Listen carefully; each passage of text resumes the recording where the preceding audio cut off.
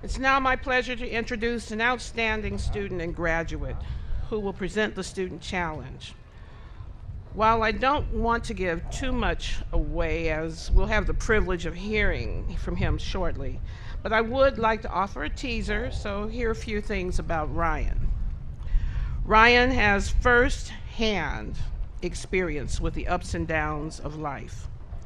His family went bankrupt when he was a teenager, and at the age of 16, he was forced to leave school, go to work to help and support his family. And Ryan came to SMC from Singapore via Canada, and it was here in Southern California that he would discover a passion for serving the homeless, for women's empowerment, and for policy making, thus selecting political science and philosophy as his majors.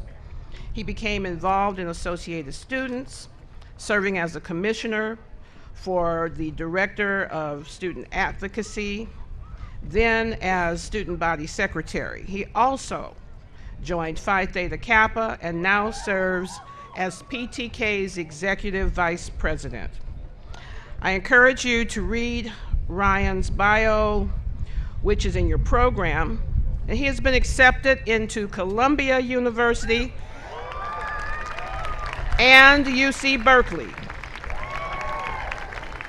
He's currently deciding where he wants to go.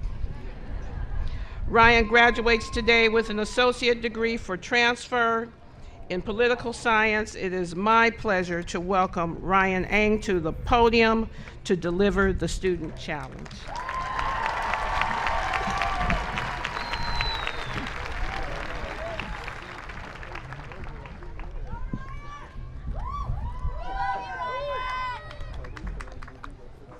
Before I begin, I'd like to dedicate my speech in honor and remembrance of the many people who are struggling with mental illnesses.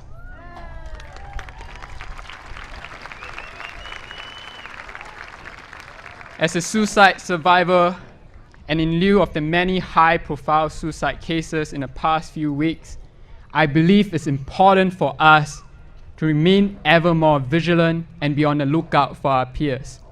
For those of you here who have your phones today, please take them out and key in the following number: 1-800-273-8255.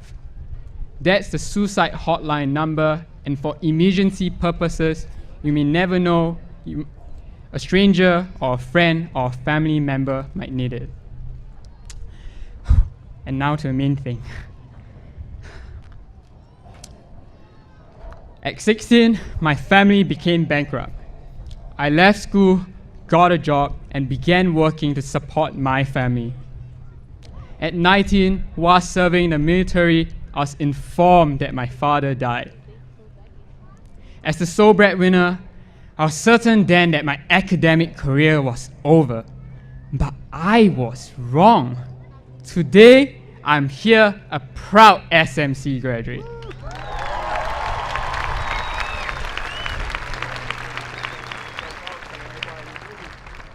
President Jeffrey, Board of Trustees, faculty, staff, friends, and class of 2018. Cliche as it may be, life is short. Because of this, I challenge all of you to live a purposeful life, which I believe consists of 3 elements. First, a purposeful life challenges us to stop worrying and start living. Understandably, our circumstances can sometimes cause us considerable anxiety, but during such times, it's paramount for us to hold on to the audacity of hope. Remember the irrationality of being anxious and recognize that we possess the ability to shape our future. 2 years ago, I came to SMC with nothing but faith, hope, and determination. Thankfully, with the help of many remarkable individuals in no particular order, such as Professor Christina Gabler, Professor Christine Schultz, Professor Eric Euffer, Adjunct Faculty Christy Chambers, and Associate Dean Dr. Nancy Grass. Along with incredible support from my church community, I was blessed with many opportunities. Among them, I served as Phi Theta Kappa's Vice President, the Associate Student Secretary, and got to speak before 4,000 scholars in Nashville, Tennessee.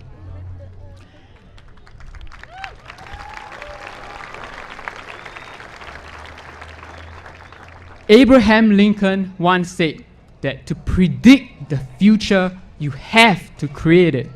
Therefore, obliterate all self-doubts and strive for excellence. In doing so, you may become a gold medalist Olympian, find a way to terraform Mars, or perhaps achieve a Nobel Prize. Second, the purposeful life challenges us to serve and empower others, especially the marginalized. As stated in the book of Proverbs, the righteous cares about justice for the poor, but the wicked have no such concern. Collectively, we can and we should rectify the many social concerns that face us today. Here in LA alone, we are facing an unprecedented homeless crisis and a catastrophic increase in children into the foster care system. Many of these people and kids live in perpetual fear and anxiety, but they don't have to if we do something about it. Indeed, we often hear the phrase, we should love everyone, but we should be honest with ourselves. Do we actually know what love is?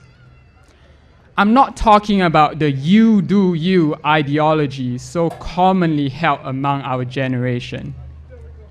That's not what love is. You do you merely means not judging others. Love requires care, concern, and compassion. Love is demonstrated through serving others. To love is to abide by agape, or selfless love. Thus, life's principal question becomes, what are you doing to love others? Finally, in living purposefully, we should always remember to appreciate the miracles that we are. Currently, the diameter of the observable universe is about 93 billion light years wide, and each light year is 6 trillion miles. I have no idea how big that really is. But my point is this. With such grandeur and complexity, I marvel at our existence, and I hope you do too. Every breath that we take is a miracle in and of itself. Beauty surrounds us all, and the world is made more beautiful because we exist in it. Turn to your neighbors and tell them the following. You are a miracle and you are beautiful.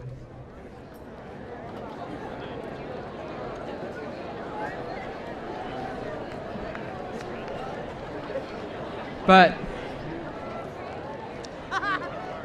never forget to give thanks for all that you have and all that you have achieved. Continue to seek grace and to be gracious. And for the final time, be proud to be. Thank you and God bless.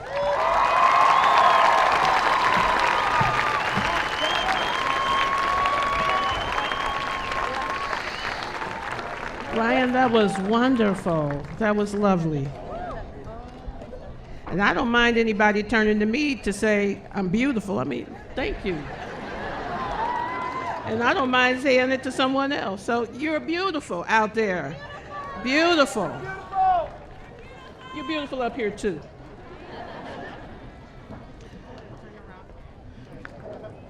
We wish you the very best as you move from SMC to continue your education and to live your life to the fullest. I have no doubt that you will live, and you are living, a purposeful life.